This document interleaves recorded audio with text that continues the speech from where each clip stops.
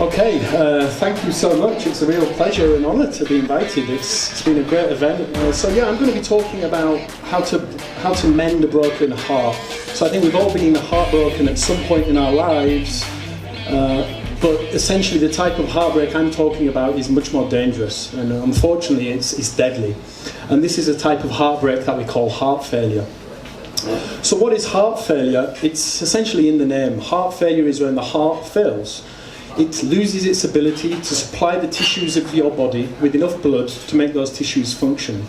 And ultimately, during heart failure, the heart itself will stop beating and you'll die. Now, I don't want to be too depressing as you're having your nice beers, but unfortunately, 1 in 5 of you and your friends and your family are going to develop heart failure at some point in your life. And indeed, heart failure now is considered a global epidemic.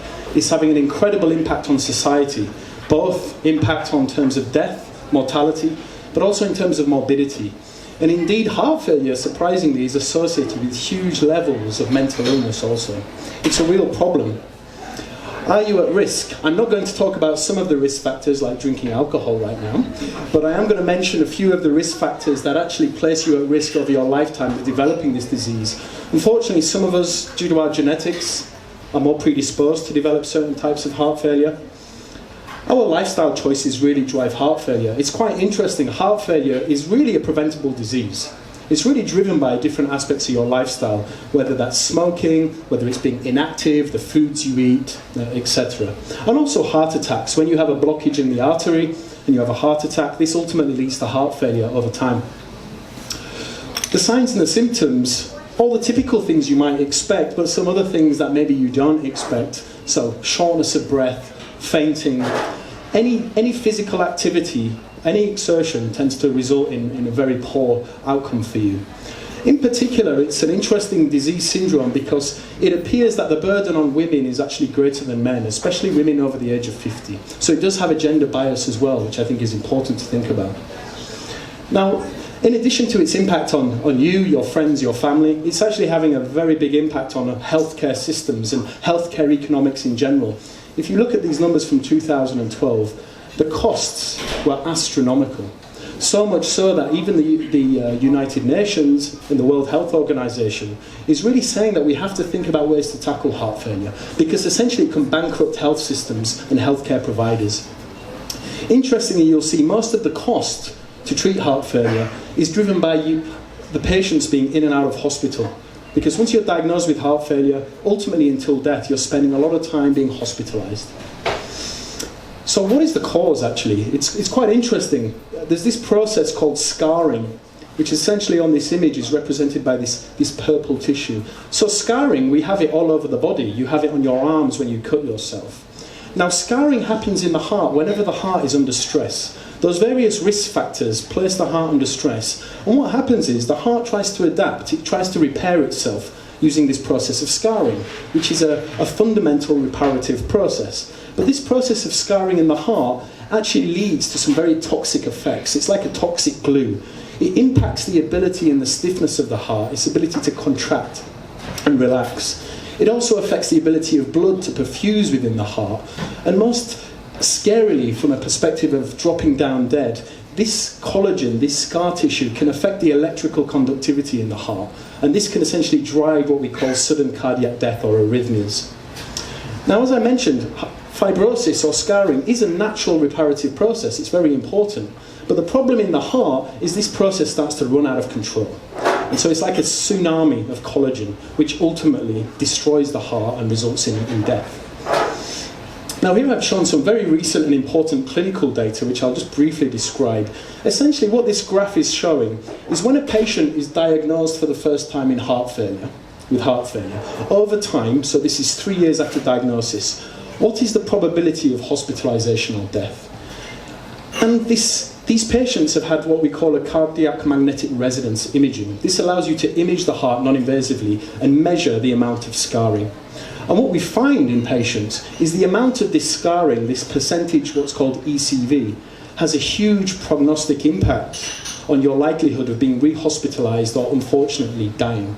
So much so that the community now agrees that if when these patients are diagnosed, we could have a therapy that could somehow reduce this percentage of scarring by 5, 10, even 15%, we would have quite a huge impact on your likelihood of being hospitalized or dying after diagnosis. And again, I just want to emphasize, it's really depressing. 1 in 4 heart failure patients will usually die within 1 year of diagnosis. And this is driven by this scarring process. Now, it should make you scream to realize that despite the commonality of this disease, this syndrome, we actually have very, very limited therapeutic options. And those we have are not very effective. Indeed, the only real cure for heart failure is a heart transplant, which unfortunately is not readily available to most people. And there's an interesting reason why the current therapies are not very effective, which I find surprising. None of the drugs we actually use target the heart. They're what we call symptomatic therapies. They reduce the symptoms of heart failure. They reduce the pressure and the stress on the heart. They do not actually target the organ where the pathology, where the processes that lead to this failure are happening. None of our drugs are interested in scarring. None of the drugs are being designed to stop this scarring process. And they all target proteins, which are derived from genes, which I'm going to tell you about a little bit in a minute. And I think it's become clear over the last few years that we're reaching a therapeutic plateau in our ability to combat complex disease syndromes purely by focusing on proteins. We need better targets, and we're interested in what is called the dark matter. First of all, I just want to give a brief insight into proteins. Proteins are these large, complex macromolecules that essentially make up your body and cells. They are really the building blocks of life, cells, tissues, and bodies.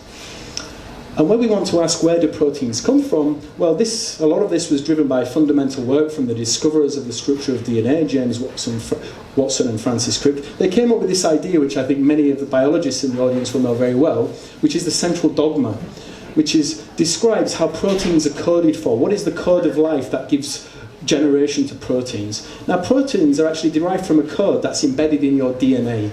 Your DNA are these letters of nucleic acid that you find in every cell of your body. It's essentially the book of life. Your DNA provides the code via a very interesting intermediate called RNA, which then allows the production of protein.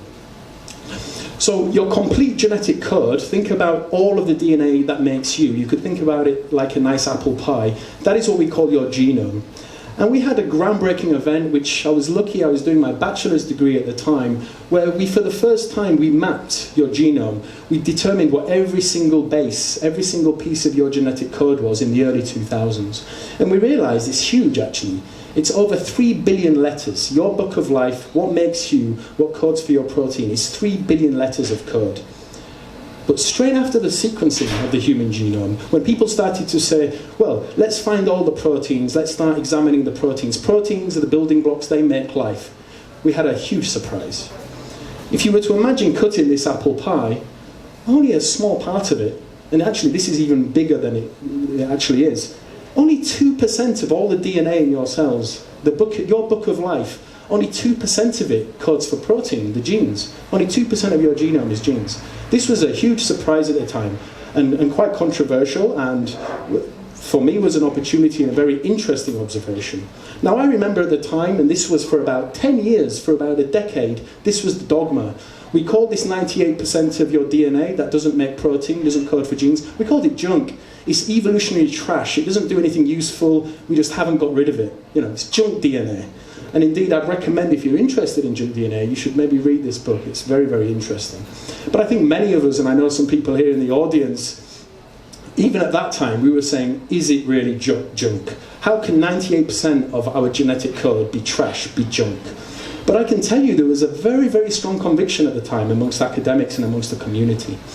There was a strong conviction that biology is hardwired and programmed by proteins, and I thought it was a nice opportunity for me to just show this quotation, which I think was very relevant at the time, and even now it's still a controversial space.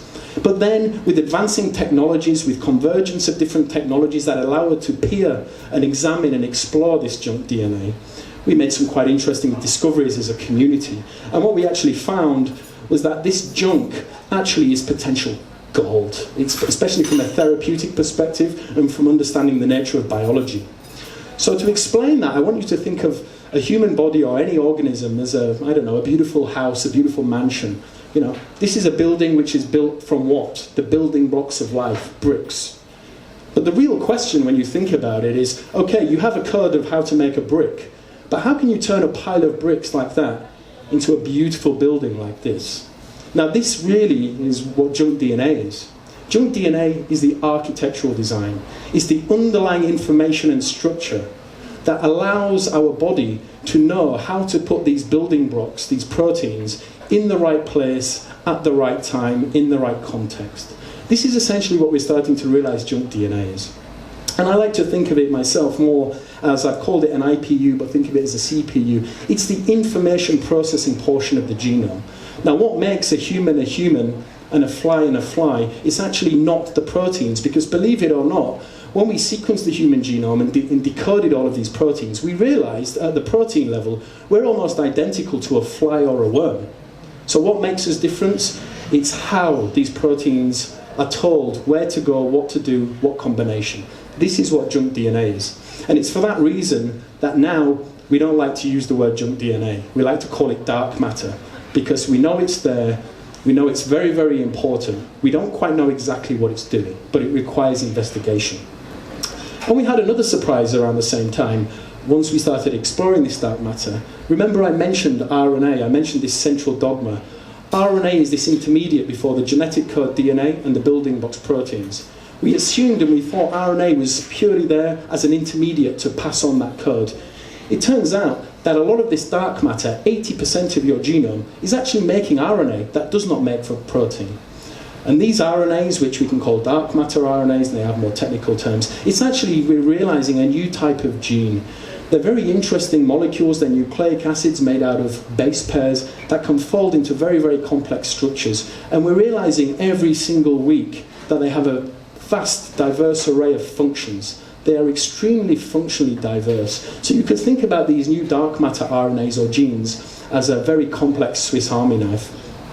And for the aficionados in the audience, I've just tried to give a little overview of what some of these dark matter RNAs, which we call actually long non-coding RNAs, what they're doing.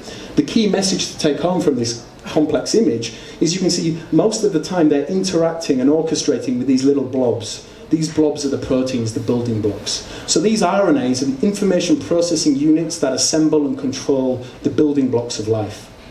So a new perspective of the genome is quite interesting. Around 2% of the genome makes this intermediate RNA that gives rise to protein, but actually 80% of your genome is giving rise to these dark matter transcripts, these non-coding RNAs. And just to put it into perspective, most of common diseases are driven by changes, epigenetic changes in this portion of the genome associated with these type of RNAs. And up until now, there is not a single drug or therapy that has tried to exploit this and target this portion of the genome for new approaches to combat disease.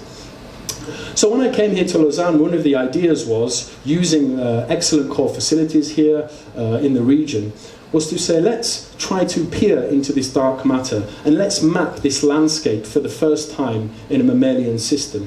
And that is what we did. We published quite an important paper in 2015, where for the first time we mapped these complex dark matter RNAs in a mouse model of heart disease and heart failure. And what we found was these dark matter RNAs we discovered had some very interesting characteristics that would make them very exciting drug targets. They were extremely specific to tissues, to the heart. Now, if I put it into perspective, most drugs that we have in development do not fail because they are not effective at stopping the disease. They fail because they have what's called off-target toxicity, because the targets of these drugs, these proteins, these building blocks are found in tissues all over the body. So as soon as you inhibit or target these molecules, you have too much toxicity. This is what kills a lot of drug development. These RNAs are very context stress specific, beautiful expression profiles linked to the disease. And we believed upon this finding that we had a new type of therapeutic target that would give us drug intervention with unprecedented specificity. So we took our targets, we actually discovered 1,000 of these molecules in the mouse heart, a significant fraction of which are present in you and conserved in you. So we discovered about 500 of these molecules that are right now in your heart, being active, orchestrating the function of your heart.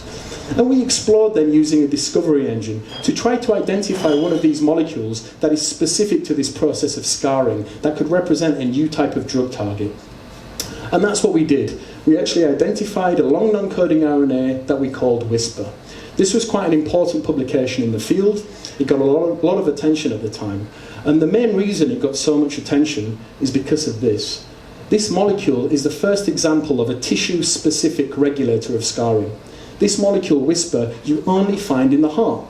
And you only find it in the scarring heart. You do not find it in other tissues. And what's exciting about that is you can give a drug systemically to the body. You don't have to inject a drug to the heart. And wherever it finds Wisper, it will block Wisper, block this scarring, and essentially block the development of heart failure. So we tested it. And I apologise for the quality of this image. So we developed a drug. We developed a drug to target Wisper. What's beautiful about Wisper, it's an RNA. RNA is derived from a DNA. It's a very simple 4-letter code. So if you want to block an RNA or silence an RNA, what you can do is you can create synthetically a piece of DNA that's modified that recognises your RNA.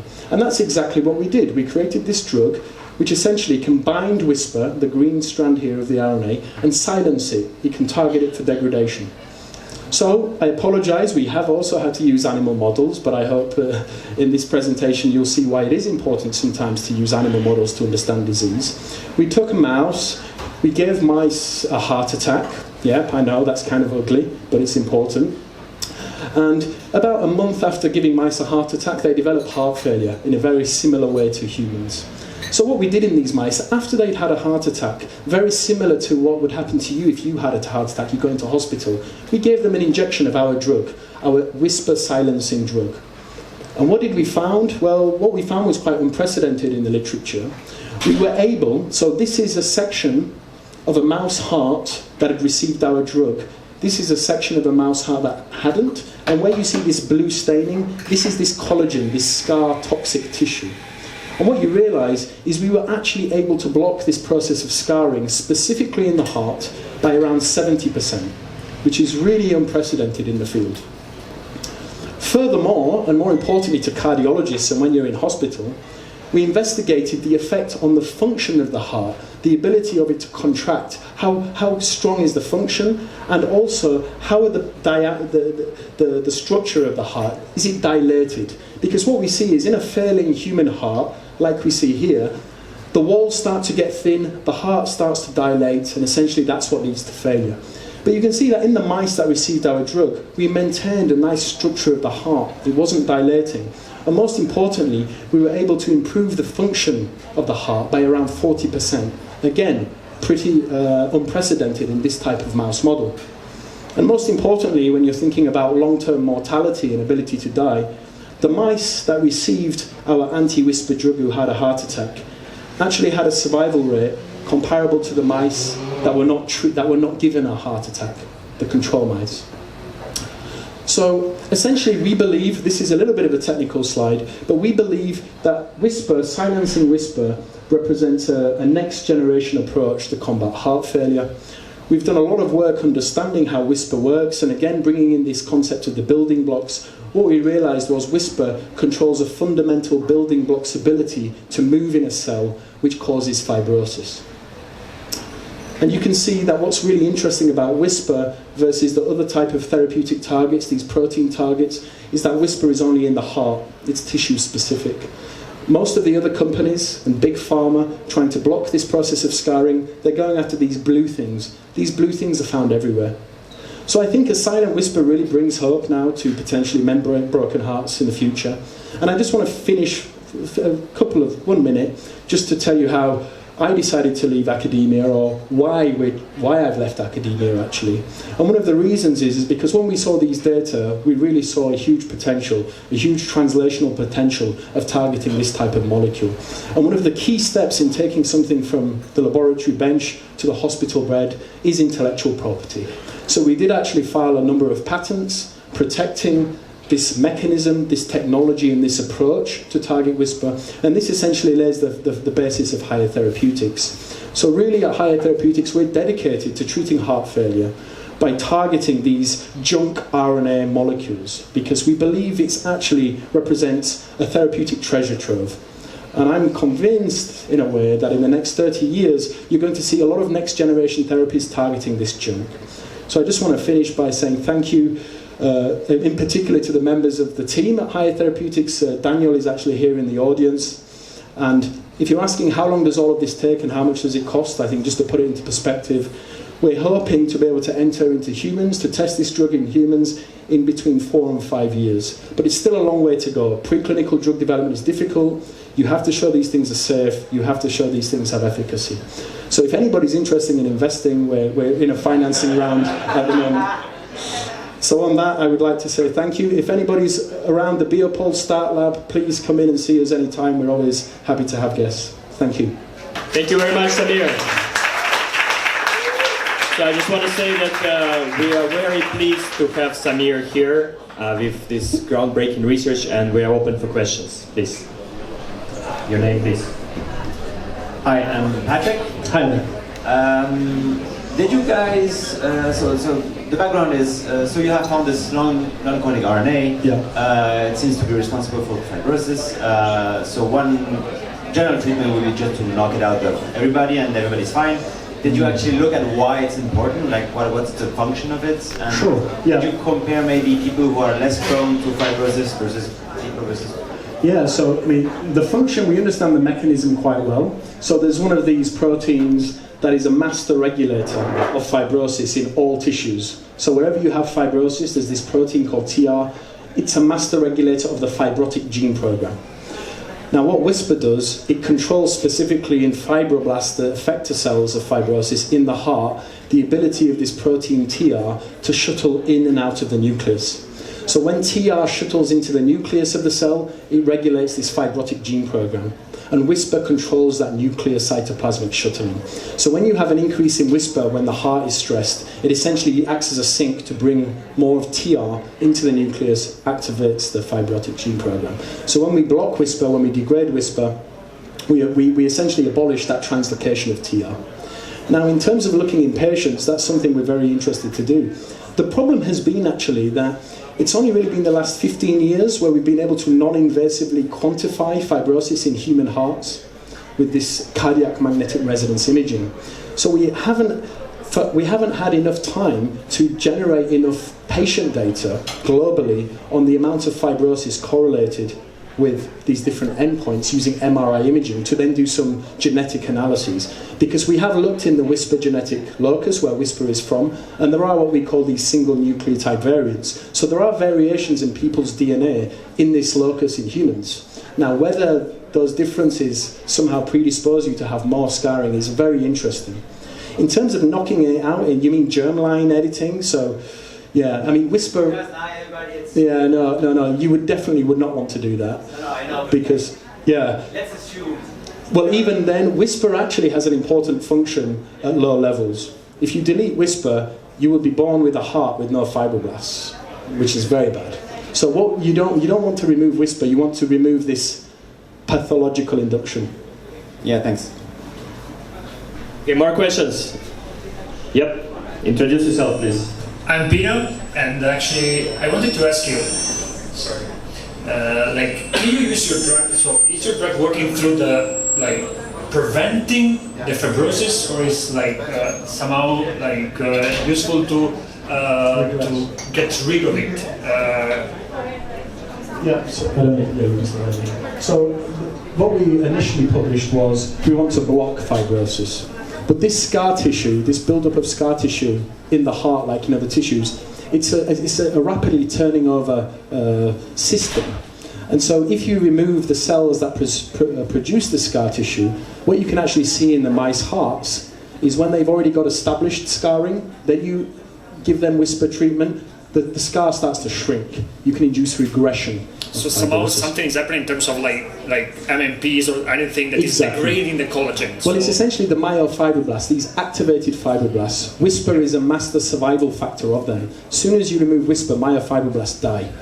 Okay. So when you kill them, you start to see a regression in the collagen turnover. Okay. Yeah. Thank you.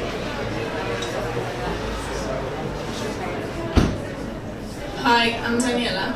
I have a question, please. Hi. So, if I understood correctly, after the myocardial infection, the cells will start dying, so you need the scar to protect the function of the heart. Yes. And you said that if you silent Wisper, then you are going to have less fibrosis. Yes. But still, you have 40% of function heart increase. Yeah. And this comes from where? Like. So So straight after an infarction, you have the acute wound healing process, where you need this replacement focal scar to stop the heart from rupturing. So that you do not want to touch. And actually, we've shown if we give the drug to a mouse, then give it a heart attack, it can be quite dangerous. You do not want to affect the focal reparative scar. What you want to impact is what's called the replacement interstitial fibrosis that comes afterwards. Because once these fibroblasts have been activated in the heart, they do not switch off. So they have no switch-off mechanism, and it's an interesting evolutionary question why they don't switch off. They don't switch off because there's never been any selection pressure to switch them off, because through most of human history, we didn't have fibrosis of the heart and we weren't dying of heart failure. It's a disease of age and lifestyle. It's a modern disease. So the fibroblasts in the heart, once they're activated, they just keep proliferating and keep depositing collagen. So we're blocking this interstitial reactive fibrosis. We don't want to affect the acute wound healing reparative fibrosis. But this doesn't mean that you are going to have repopulation by cardiomyocytes or something to give more time. No, we have no increased cardiomyocyte population. Collagen itself in the heart, it affects systolic and diastolic function. It's very rigid. That's where you get the increase in function. Yeah. Okay, thanks. Yep, more questions? Yep. Hello. Hi. Dorina here. Hi. I have a question which does not concern the heart, but the black matter. Yeah. Do you know if there are other ongoing studies or if there is research regarding this, if there are other diseases linked to the dark matter? Yes. It's every single week now we're understanding more and more about the dark matter of the genome and how fundamental it is. In particular, I think it's important to say, it appears that common disease, syndromes, diseases caused by essentially epigenetics, the environment, most of the epigenetic processing happens in the dark matter.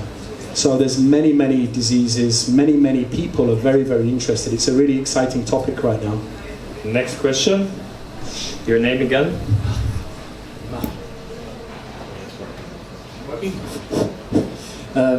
So if this RNA is specifically expressed in a cell type, it means that you have a... Say that again, sorry? If this RNA is specifically expressed in a specific cell type, yes, exactly. It means that you have a specific mechanism regulating his transcription, right? Yeah. So there is probably a specific transcription factor. Yeah. Did you identify this mechanism? Can you act on it? Well, so yeah, the mechanisms that drive the expression of Wisper, we haven't characterized it fully, but we have clues that it's these proteins, these what we call transcription factors, that you find combinatorially in the heart make heart cells. But again, the combinatorial nature of transcription factors is what confers this specificity. But when you start to try to drug the individual transcription factors, you tend to find that you find those same transcription factors also in other cells and other tissues. It's the combinatorial interaction between them that gives specificity, which is very, very hard to drug. So yeah, we have evidence that there is very cardiac transcription factors that bind and regulate Wisper. Okay, so last question. Oh, that's good. You also participate in the lottery, oh?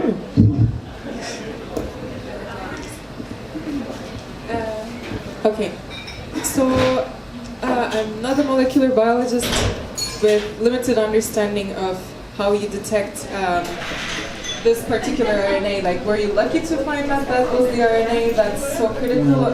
Why are you the only one that is focusing on this? We were lucky and a bit controversial at the time because we used what's called sequencing technologies, but we used them in a very deep way, which at the time was extremely expensive. So anybody here who's familiar with DNA, RNA sequencing approaches, this was in 2011. We sequenced each sample at what's called 300 million paired end reads per sample, which even today I think is still deep. So we took a bit of a gamble and put in a lot of money. Usually people at that time, and even today, sequence 25 million to 50 million paired end reads. But this dark matter is like a galaxy. You need to search, and you need to go deep if you want to find the things that are very specific to cell types. So we used a very, very deep sequencing approach, and then we had an iterative approach where we brought in other pieces of information to try to filter our catalogue of RNAs. So we were essentially the first to look in the heart at that depth, and I would say we had an interesting approach, which I can talk about afterwards, of how we pulled out Wisper out of the 1,000 molecules that we discovered. And it's now kind of a standard way of hunting for these specific RNAs in I mean, everybody... drug discovery. So RNA sequencing is very standard. Whether people are still sequencing that deep, you've got to remember it's a cost issue, but now it's becoming more and more standard. But this whole dark matter portion of the genome now is really an investigated area. It's an area of very active research interest by the community. Well, thanks. Thank you. Okay, thank you very much, Samir. Thank you.